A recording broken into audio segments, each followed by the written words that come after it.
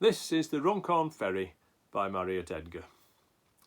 On banks of the Mersey or on Cheshire side lies Runcorn that's best known for fame by transporter bridge that takes folk across or else brings them back across same.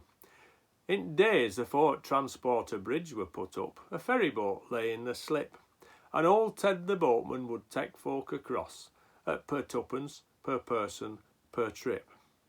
Now Runcorn lay over on one side at stream and Widnes on t'other side stood, and as nobody wanted to go either place, well, the trade wasn't any too good. One evening, to Ted's superlative surprise, 3 customers came into view, and Mr. and Mrs. Ramsbottom it were, and Albert, their little son, too.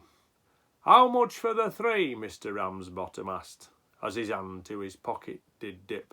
Ted said, "Same for 3 as it would be for 1, per tuppence per person per trip." "You're not charging tuppence for that, little lad," said mother, her eyes flashing wild. "Per tuppence per person per trip," answered Ted, "per woman, per man, or per child." "5pence for 3, that's the most as I'll pay," said father. "Don't waste time in talk." "Per tuppence per person per trip," answered Ted, "and them as can't pay has to walk." "We can walk and all," said father. "Come, mother, it's none so deep, weather's quite mild." So into the water the 3 of them stepped, the father, the mother, the child. The further they paddled, the deeper it got, but they wouldn't give in once begun. In the spirit that's made Lancashire what she is, they'd sooner be drownded than done. Very soon the old people were up to their necks, and the little lad clean out of sight.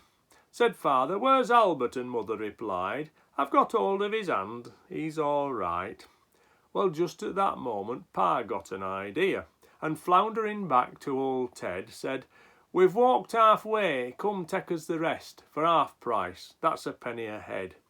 But Ted wasn't standing for none of that there, and making an obstinate lip, "Per tuppence per person per trip," Ted replied, "per trip or per part of per trip."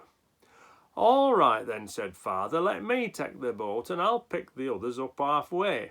I'll row them across and I'll bring the boat back, and 3pence in bargain I'll pay." "'Twere money for nothing," Ted answered. "Right-o," and father got hold of the sculls. With the sharp end at boat towards middle at stream, he were there in a couple of pulls. He got mother out, it were rather a job, with the water she weighed 1/2 a ton. Then pushing the oar down the side of the boat, started fishing around for his son. When poor little Albert come up to the top, his collars was soggy and limp, and with holding his breath at the bottom so long, his face were as red as a shrimp.